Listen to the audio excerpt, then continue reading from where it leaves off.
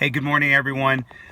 David here. Just wanted to share something with you. I'm actually reading Maria Keckler's book, Bridge Builders, by the way, right there. I highly recommend it for everybody out there looking to bridge their, figure out and work on their communication between even in business and in home and relationships across the board.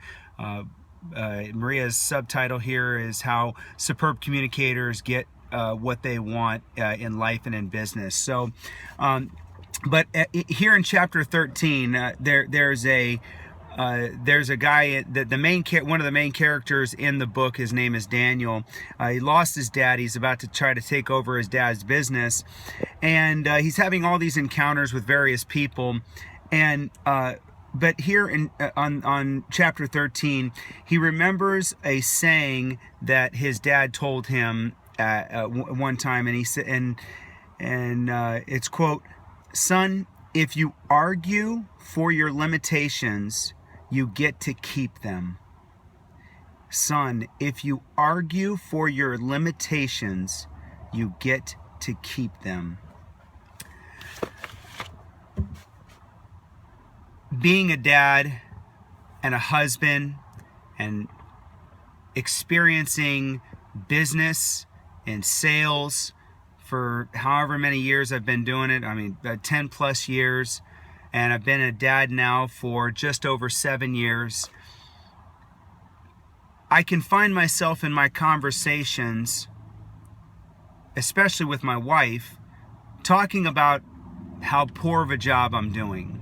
How poor of a job I'm doing as a dad, how bad things are going at work, how upset I am with our finances, how much I'm struggling with maybe even being the best husband that I could be, maybe the best friend. And as a Christian, there's a lot of opportunities to be tempted to focus on all the things you're not doing, all the things you're not getting accomplished, the people you're not speaking with, the times you don't show love, the times you fall into sin.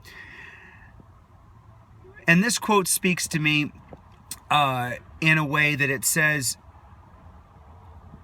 instead of constantly focusing on the areas I fall short, and telling everybody and convincing them about how I could have done things better and, how I could be a better father and how I could be a better husband.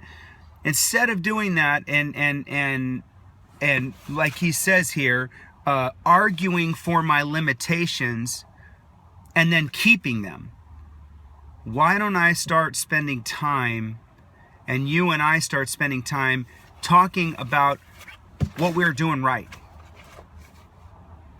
Speak that into our lives. Take those thoughts and make those what consume how we act and dominate our attitude, the things that we are doing right.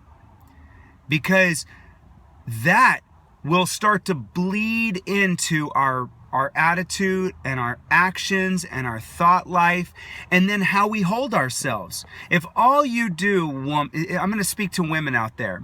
If all you do out there, women, is talk about how bad your body is, how you need to lose weight, how your hair or your makeup, or you don't have any friends, or the house is so messy, and that's all you talk. That's your self-talk, and that's what you share with the women that you talk with. That starts to become very burdensome to people. And the other thing is you just start identifying that as who you are. Why don't you talk about the good things you were able to do, the time you did spend with your children, the time you stuck with it and you fought through the discipline process no matter how hard it was. You encouraged your children. You told them how much you loved them. You did get to clean up the kitchen. Fathers, hey, love, let's speak to, hey, you know what? I was out there able to make some money today for my family. We're not broke.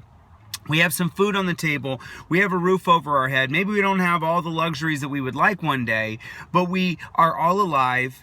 We have, we can go to the doctor if we need to. Let's just start speaking those positive things instead of talking about all of our limitations, Because like he says here, if you argue for your limitations, guess what? You get to keep them.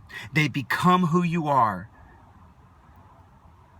You notice how leaders, people that you want to follow and people that I want to follow, are people who, despite limitations, are constantly pressing on to become better, and they focus on what they do well, and they excel at what they do well. They talk about what they do well. They want to put that persona in front of them. They want to show that persona, that part of who they are, as opposed to, would you want to follow a leader?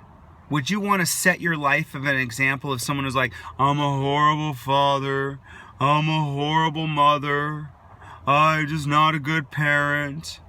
I mean, no, you're not going to follow someone like that. Be the type of person you would want to follow. I hope that helps someone today. God bless.